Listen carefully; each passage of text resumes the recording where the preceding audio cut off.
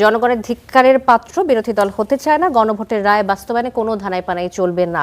কি কি ধানাই পানাই চলছে আসলে গণভোটের রায় বাস্তবায়নে, এই প্রসঙ্গটা নিয়ে যদি বলেন।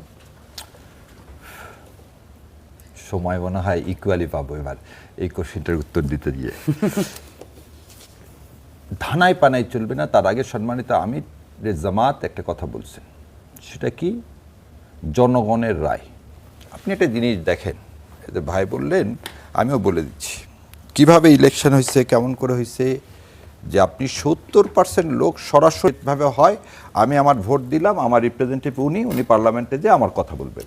আর যখন রেফারেন্ডাম হয়, that is a direct voting system. এই ডিরেক্ট ভোটিং সিস্টেম, এই ম্যান্ডেটকে পার্লামেন্ট, কেন বাংলাদেশের পার্লামেন্টও সার্বভৌম না, এটা আমার ভাই খুব ভালো মতো জানে, উনি শিক্ষক মানুষ। বাংলাদেশের পার্লামেন্টও সার্বভৌম না, বাংলাদেশের পার্লামেন্টের লিমিটেশন আছে, সেটা হচ্ছে কনস্টিটিউশন অনুযায়ী। সো এই কনস্টিটিউশন অনুযায়ী আপনি একটা রেফারেন্ডাম করলেন, করে আপনি এখন এসে প্রথম দিনই শপথ নিলেন না, না নিয়ে পার্লামেন্টে আবার কি বললেন আপনি, যে আমি ওই ভোটটা না মেনে নিলে আপনি ভোট দিতেন না। ওই যে আমি প্রথমে বললাম, ভাই অবজেকশন দিল, আমারও দুঃখ যে আমাকে বিএনপির বিরুদ্ধে এরকম কথা বলতে হয়। এই যে দুরভিসন্ধিটা হচ্ছে সেই পেতাত্তা যে মুখে বলে এক, অন্তরে করে আর এক। সে এই ধরনের শেষ করে দিই, যখন বললেন যে আপনি জুলাই সনদে মানুষ 70% ভোট দিচ্ছে, আপনি সেই ভোটে প্রথম দিনই কি করলেন, সে ভোট কিভাবে হবে আপনি শপথ নিলেন না। এখন আপনাকে বলে দেওয়া আছে 180 দিনের মধ্যে দিতে হবে, আপনি হঠাৎ করে কি করলেন, একটু আগে যেটা দেখালাম, যে আপনি আপনার ভাইয়ের কথা অনুযায়ী যদি যাই 31 দফা কি হয়ে গেছে, 31 দফার বেশিরভাগগুলোই পালন হয়ে গেছে। যদি এই কথা না, আমাকে এটা শেষ করতে দেন। এখানে একটা কথা যোগ করে দিই, বিএনপি মহাসচিব আলোচনার মাধ্যমে জুলাই সনদ বিতর্কের সমাধানের কথা বলছেন। আপনাদের সাথে আলোচনার পথ কি খোলা আছে কিনা? আপনাকে সমাধানের জন্য সংবিধান সংশোধন কমিটি আলোচনার একটি প্ল্যাটফর্ম হতে পারে? আর আপনাকে একটা জিনিস বলে নিলাম প্রথমে, প্রতারণা হলে আপনি বিশ্বাস করবেন কিভাবে?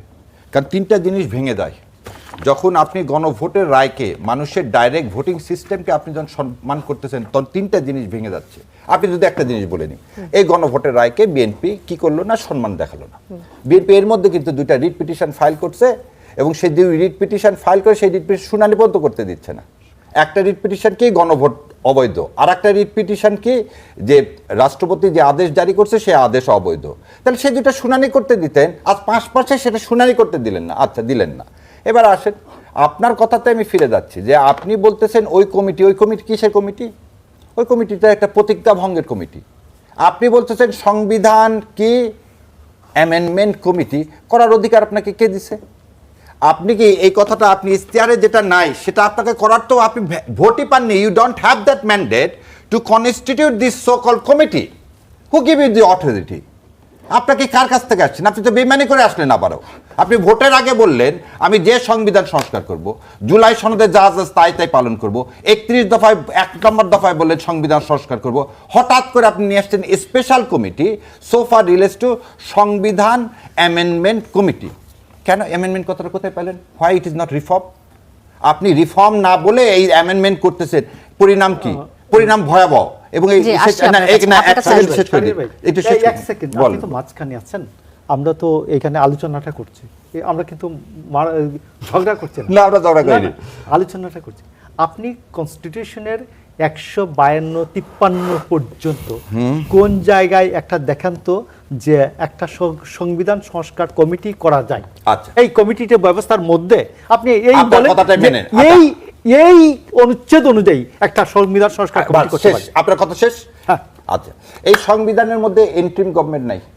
ইন্টারিম গভর্নমেন্টের আগে আপনি ভোট করলেন কিভাবে?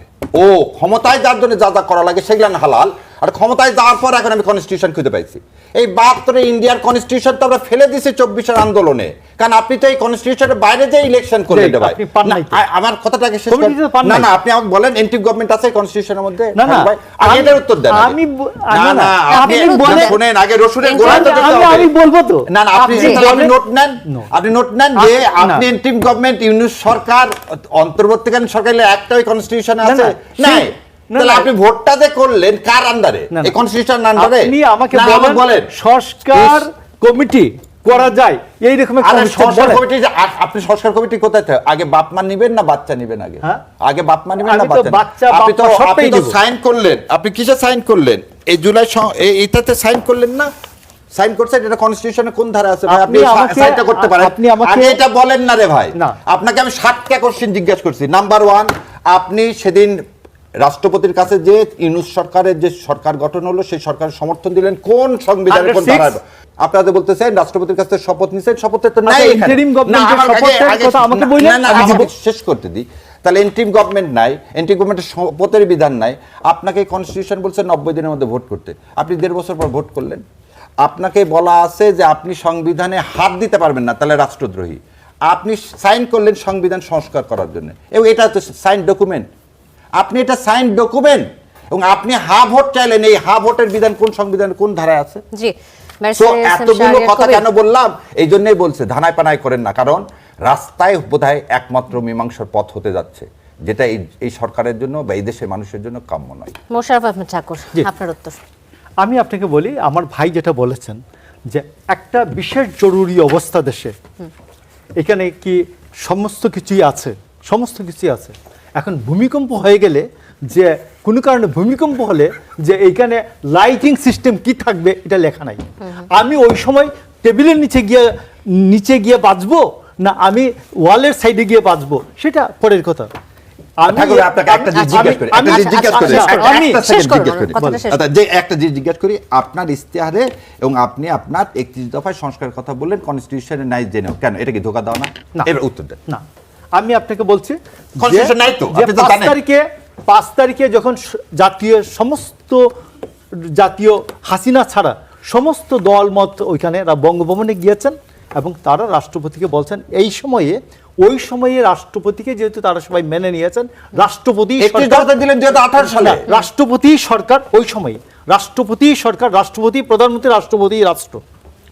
তো পরের দিন 106 অনুচ্ছেদ অনুযায়ী মতামত নিয়ে ইন্টারিম গভর্নমেন্ট করা হয়েছে, that is constitutional. Interim government 148 সে বর্ণিত যে প্রধান উপদেষ্টা, তত্ত্বাবধায়ক সরকারের আমলের যে উপদেষ্টাদের শপথ, সেই শপথ অনুযায়ী শপথ গ্রহণ করিয়েছেন। শপথে নাই তো। আপনি দেখেন, নাই আমি তো। বললাম আছে না না, নাই দে। তত্ত্বাবধায়ক সরকারের, আরে ভাই আর আপনি 15 অ্যামেন্ডমেন্ট পর তো এটা অমিট হয়ে গেল। তত্ত্বাবধায়ক নাই তো। আমি শেষ করি। বলেন। তত্ত্বাবধায়ক সরকারের যে শপথনামা ছিল, সেই শপথনামা অনুযায়ী শপথ গ্রহণ করানো হয়েছে। সেই সরকারকে আমরা সবাই মেনে নিয়েছে। এটা ছিল জাতীয় ঐক্যমতের সরকার। জাতীয় ঐক্যমতের সরকার অনেক ক্ষেত্রে ডেভিয়েট করা হয়েছেন কনস্টিটিউশন থেকে, আবার কনস্টিটিউশন অনুযায়ী চলেছেন। যে জাতীয় ঐক্যমতের সরকার ডক্টর ইউনূস, তিনি বলেছেন এখন রাষ্ট্রপতি আপনারা সংবিধানের কথা কেন বলছেন? কারণ আপনারা তো সংবিধান তখন আমি- যখন নির্বাচনের সময় মানেন নাই, আমি তো আপনাকে এখন কেন আমি বারবার আপনাকে বলি, সংবিধানের কথা আমি একটু না, আমি কে বলবো, এই প্রশ্নটা মানে আসলে নাই। সবার কাছ থেকে আসে। তত্ত্বাবধায়ক সরকার যখন হয়েছে, তত্ত্বাবধায়ক না তো, ইন্টিম গভর্নমেন্ট। ইন্টারিম গভর্নমেন্ট, অন্তর্বর্তীকালীন সরকার যখন হয়েছে, জি। ইট ওয়াজ আবার গভর্নমেন্টের ইয়ার সংবিধানের ভিতরে ফিরে আসছে। ইন্টারিম গভর্নমেন্ট মাঝে মধ্যে সংবিধান লঙ্ঘন করেছেন, সেইগুলা এখন এইগুলা রেটিফাই করা হবে। নাম্বার 2 হচ্ছে যে আমরা এই কনস্টিটিউশনকে রেখেই, কনস্টিটিউশনের বেসিসেই আমরা নির্বাচনটা করেছি। এই যে সংসদ নির্বাচনের যে শপথ হয়েছে, এই কনস্টিটিউশন অনুযায়ী হয়েছে। এই কনস্টিটিউশনকে আমরা কি করে ডিফেন্ড করব, তারপর আমরা এইটাকে রক্ষণ করব, সব কিছু বলে আমরা শপথ নিয়েছি। এই ইন্টারিম গভর্নমেন্টও তাই বলছিল। তো এই জন্য আমি আপনাকে বলছি, মানে যে সংবিধানকে আপনারা সংরক্ষণ করতে চেয়েছেন, সবাই এটার সাথে একমত ছিল। শপথটা তাই হয়েছিল, জি, আচ্ছা। শপথটা তাই ছিল। এবং কি এই গভর্নমেন্টে এই যে লিডার অফ দ্য অপোজিশন, তারা যে নিয়েছেন, শপথ নিয়েছেন, এই সংবিধানকে তারা রক্ষণ করবেন, সমর্থন করবেন, সাপোর্ট করবেন, প্রিটেন্ড করবেন, এই সব কিছু বলছেন। অপোজিশনও বলেছে। অপোজিশন সেদিন আরেকটা হ্যাঁ। শপথ দিয়েছে, আচ্ছা, সেটাও বলে। ব্যারিস্টার। এখন অপোজিশন আরেকটা আমার শপথ কথা দিয়েছে হচ্ছে, ভাই। আমি যে একটা শপথ না। নিয়েছি, আমি শপথ নিয়েছি, সেই শপথ অনুযায়ী আমি এই সংবিধানে যা যা আছে তাই পালন করব। আমি পালন করব, রক্ষণ করব, সমর্থন করব, এটা হচ্ছে আমার শপথ। তো আমি সেই কারণে আমি করতে পারি না। আমি এখন যে সংস্কার কমিশন বলে কোনো জিনিস কনস্টিটিউশনে নাই, পার্লামেন্ট বানাইতে পারে না। পার্লামেন্ট বানাইতে পারে, আমরা উত্তরটা পেয়েছি। বানাইতে পারে, barrister S M Shahriar Kabir, parliament বানাইতে পারে, সংবিধান সংশোধন ঠাকুরের কথা কমিটি। থেকে যেটা পেলাম যে সংবিধান অনুযায়ী আপনারা কাজ করবেন, এই শপথ নিয়েছেন, এবং এটা বিরোধী দল এবং বিএনপি তারা সরকার গঠন করার পর এই শপথ নিয়েছিলেন, তাহলে আমি আসলে জানতে চাই আপনি কি ডিফেন্ড করবেন? অনেকগুলো কথা একটু একটু করে বলে দিই। আর কোন শপথ তো তারা নেননি, সংবিধান সংশোধন আমরা সংবিধান সংশোধন কমিটির শপথ নিই, দুইটা শপথ নিয়েছে। আপনারা দুটো নিয়েছেন, কিন্তু বিএনপি তো একটা শপথ কারণ বিএনপি ওই দিনই বলা হয়েছে যে তারা ওটাও বেইমানি করছে। আচ্ছা, যে প্রথমে দেয়, প্রথমে হচ্ছে 31 দফা দিয়েছে 2018 সালে। কত সালে? 2018 সালে, ভাই যদি আমি যদি ঠিক হয়ে থাকি। সো 2018 সালে কিন্তু এই কনস্টিটিউশন দফা দিছে 2023 সালের জুন মাসে। আচ্ছা, 23 সালের জুন মাসে 13 জুন। আচ্ছা, এই তখন এই কনস্টিটিউশন বর্তমান ছিল এবং তখন কেউ বলেনি সংবিধান কি করা যাবে, সংবিধান সংস্কার করার কথা কেউ দাবি তুলে, এটা বিএনপি তুলছে, কারণ সংবিধানের মধ্যে সংস্কারের কোনো বিধান নাই। তাহলে বিএনপি জেনে শুনে 2023 সালে এটা দাবি তুলছে, যেটা আমারও প্রাণের দাবি। আবার বলতেছি, বিএনপি যে দাবি তুলছে সংবিধান সংস্কার, সেটা আমার প্রাণের দাবি, আমি বিশ্বাস করি এদেশের 20 কোটি জনতার প্রাণের দাবি। কারণ কি, এই সংবিধান বিএনপি বুঝে ফেলে দিয়েছিল এটা ইন্ডিয়ার সংবিধান, এই সংবিধান ফ্যাসিস্ট তৈরির সংবিধান। এই সংবিধানের আরেকটা জিনিস বলি, একটু আগে ভাই বললো না যে হাসিনা, আবার আমাদের স্বরাষ্ট্রমন্ত্রী বলছে হাসিনার কি হয়েছে, দাফন হয়ে গেছে দিল্লিতে। ভাই, হাসিনার দাফন দিল্লিতে হলো, চুপ্পুর দাফন কেন দিল্লিতে হয় না? আপনাকে চুপ্পুর এই সংবিধান আঁকড়ায় ধরতে চাচ্ছেন আজকে কিসের জন্য রে ভাই? কারণ আপনি যে কথা বললেন একটু আগে যে সংবিধান ডিফেন্ড করার জন্য, আমার এই সংবিধান তো আপনি তো সাইন করলেন, এটা সংবিধান আপনি সাইন করলেন, ঐক্যমতের ভিত্তিতে সংস্কার করবেন, এটার উপর ভিত্তি করে এদেশের জুলাই সনদকে বাস্তবায়ন করবেন। আমি সেই সংবিধানের শপথ নিলাম। আপনি বলতেছেন আজকে যে কথাটা, যে আপনি এক সেকেন্ড বলে দিই, আপনি যে কথা বললেন সংস্কার চান, আজকে সেখান থেকে কেন ইউটার্ন?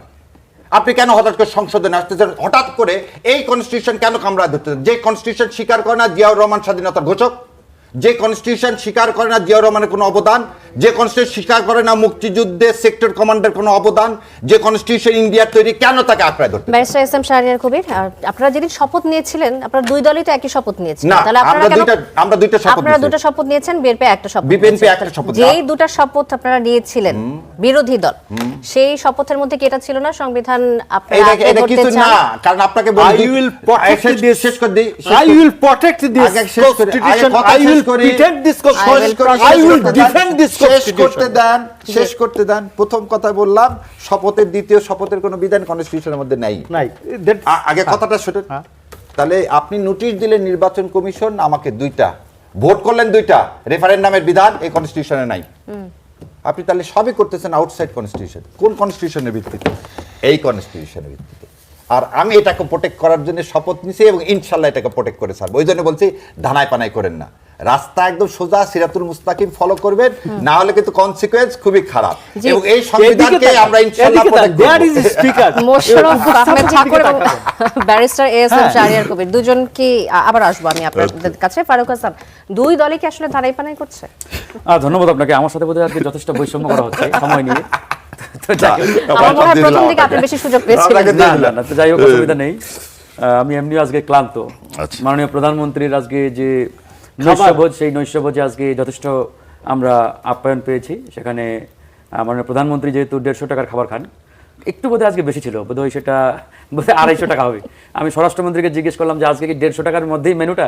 বলে না, আজকে একটু বাড়ানো হয়েছে আপনাদের জন্য। তো যাই হোক, আমার মাঝে মাঝে মনে হয় যে শেখ হাসিনা ডেইলি 34 কোটি টাকা না, শেখ হাসিনা ডেইলি 10 লক্ষ টাকা খাইতেন, আমরা 200 টাকা খাচ্ছি। আলহামদুলিল্লাহ, এটা একটা পরিবর্তন। এটা অবশ্যই 34 কোটি টাকা কথা হলো 35 কোটি, কিভাবে এক বছরে 35 কোটি, আগে ডেইলি 10 লক্ষ। তো আমরা বোধহয় সেখান থেকে ডেইলি 200 টাকা খাচ্ছি। এটা অবশ্যই এটা বড় পরিবর্তন এবং জুলাই গণঅভ্যুত্থানের একটা বড় অবদান, এটা অস্বীকার করার কোনো সুযোগ নেই।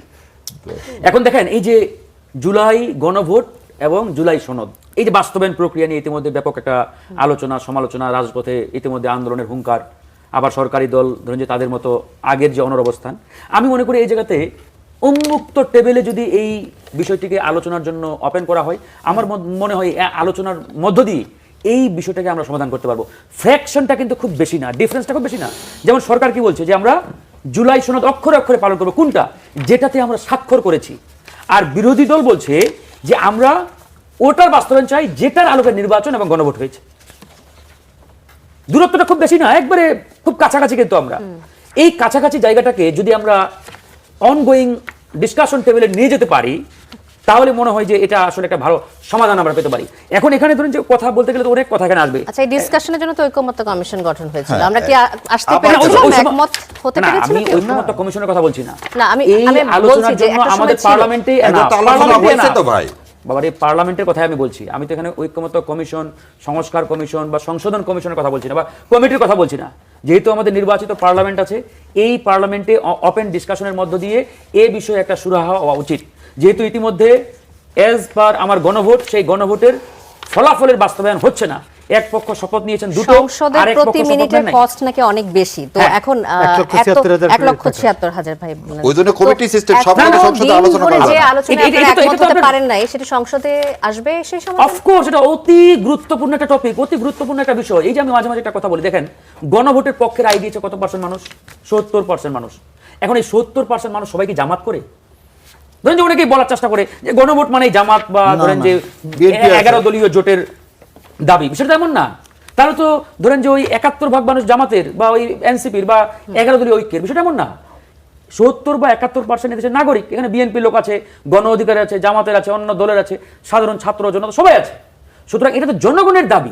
সুতরাং এই জনগণের অভিপ্রায়, জনগণের আকাঙ্ক্ষাটাকে আপনি শতভাগ অ্যাভয়েড করে তো আপনি আসলে মানে চূড়ান্ত ভাবে জনগণের সেই প্রত্যাশা বাস্তবায়ন করতে পারবেন না। ফারুক ভাই, হ্যাঁ, এটা এখানে- avoid করার কি কোনো সুযোগ আছে? না, সুযোগ নেই। সত্তর ভাই যখন এখন বলছে, আপনি আবার আলোচনা আমি চান আসবো। কেন?